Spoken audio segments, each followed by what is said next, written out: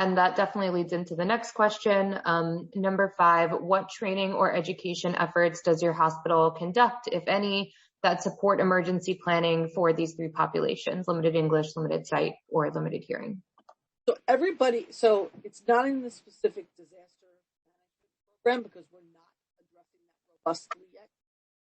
Begin doing that this year. I'm so sorry, Janice. I can't. That's okay. I can't hear you. It's better now. So we don't address this in the plan right now. That's our goal this year, to embed this in properly. We do have special needs populations that we address, because you have guide dogs, you have, all kinds of stuff. But, and it's a small blurb in the plan. Okay. That is not, it needs to really be looked at and revamped and made comprehensive. But the staff do get training on special needs populations once they're onboarded. They have to, it's part of the onboarding process. And then the annual assessment that you must take every year, that's part of that as well. And really the training focuses on, to be mindful and what tools we have to address these populations and to, utilize those tools.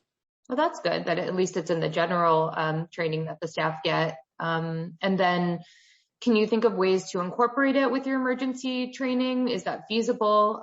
For example, evacuation training in terms of training staff on how to communicate with these populations, whether it be, slowing their speech, being repetitive, speaking louder, things like that, how to interact with these types of populations during an emergency? Yes, that's the point. The point is to take it from being sort of a footnote in the plan, creating its own plan, and then creating the training module around it. Gotcha. And then drilling it, obviously. Right. Okay. Question number 6. Does your hospital have sufficient resources to provide satisfactory emergency planning for these 3 populations: limited English, limited sight, or limited hearing? And if not, do you foresee any, lack of support for getting resources, or vice versa? Do you see it being easy to get resources for this type of planning? I think that whatever we ask for, we typically get, right? So, and just generally in disaster management, we make money to spend money on the things that are important, right? So these things, once we're pushing it to the forefront, will then be given most of the resources that they need. Listen, I would never say that we're going to be given carte blanche, but we will get our top 6 things that we're looking for to help make this a better flow. But yeah, I mean, at the end of the day, if I bring it to the table, it will get addressed. That is for sure.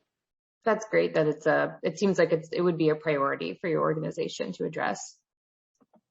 Okay. What I find interesting though is that, so every hospital will have signage up that's in Braille, right?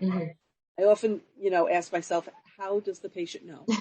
How do they know that the sign's there? Yes. Yeah. Which wall are they going to touch? How did they? Right. So we have to actually think about what we're doing and not just do stuff because we think it makes sense. So it really does take a minute to say, what works for the patient. In order to do that, you have to bring that special population in, and you have to ask them.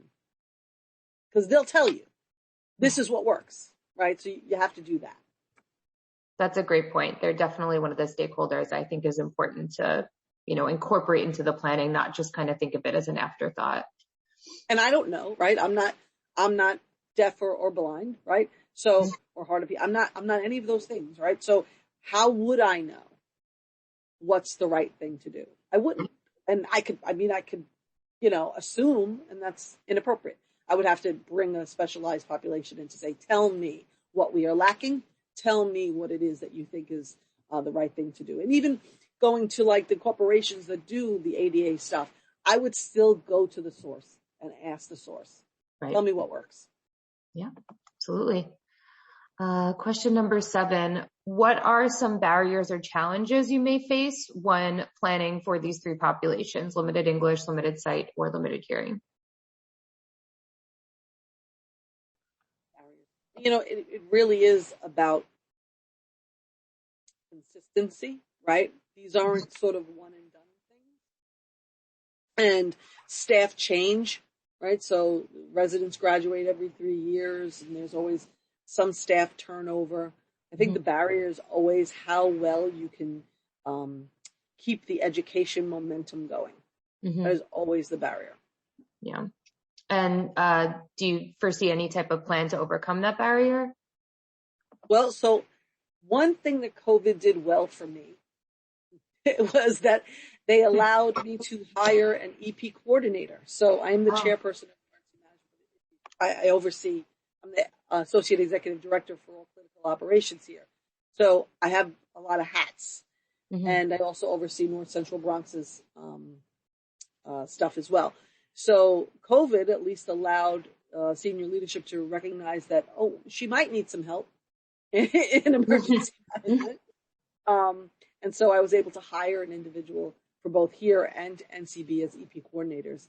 And that deeper bench allows me to now not just, try and stumble and get all this stuff done, but actually dole out responsibilities and set up curriculums and, be able to, put a teaching schedule out and so that kind of stuff is what's really helpful is when you have a little, emergency management back 30 years ago, I'm dating myself, was a footnote even in the Joint Commission Emergency Management. And it's its own, Bible now, right? So it's risen to the occasion. We're not a bunch of the sky is falling folks anymore. It's people now see, oh, wow, you do have to prep for this kind of stuff and you do have to, make a concerted effort to be prepared for the, what you would never think would happen. Hence the COVID-19 pandemic. So I think for me at this point, it's that hospitals are beginning to take that more seriously. Staff are beginning to realize it's not somebody else's problem, that it's not the Janice Halloran emergency management plan, it's the Jacoby Medical Center emergency management plan. And so I think this real life stuff has sort of brought that to the forefront and given emergency management the street credit it deserves. So I hope that answered your question. Yeah, absolutely. And it's a great segue into the last question. Are you familiar with guidance from regulatory agencies such as Joint Commission, CMS, et cetera, regarding emergency planning requirements for vulnerable populations? Yes, I am. So, great. And I'm sorry, I didn't hear that. What was it?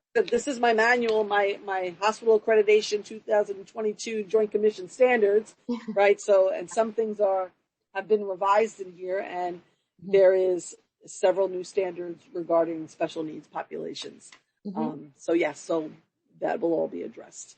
Great. So since you're familiar, do you view this guidance as sufficient enough in terms of specificity and overall adequacy to address the needs of these populations? I would never want to disrespect Centers for Medicare and Medicaid or the Joint. They will not know that this is being recorded. But in general, they usually make very sort of standard statements that almost feel vague and unachievable at the same time, right? So you almost have to figure out what they're looking for. And for me, it's always about, well, what's the worst case scenario? And if that's the worst case scenario and we can address the worst case scenario, then we've met the standard. So that's usually how I approach it. That's a great approach. Each surveyor will interpret the question differently.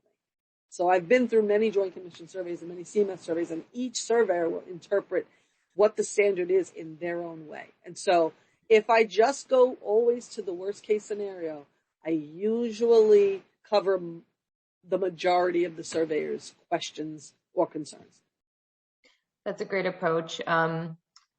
Personally, I hope that at the conclusion of this study, if my hypothesis is met that the sufficiency of emergency planning for these three populations is insufficient in New York City hospitals, I hope that it will influence the Joint Commission and CMS standards to be a little bit more specific, so that hospitals can't, check a box for those that do, so that they'll have specific guidance. I think that might be a push that the hospitals may need. But after the study's concluded, I will definitely be sharing it with yourself as well as the other EPCs in the city, even though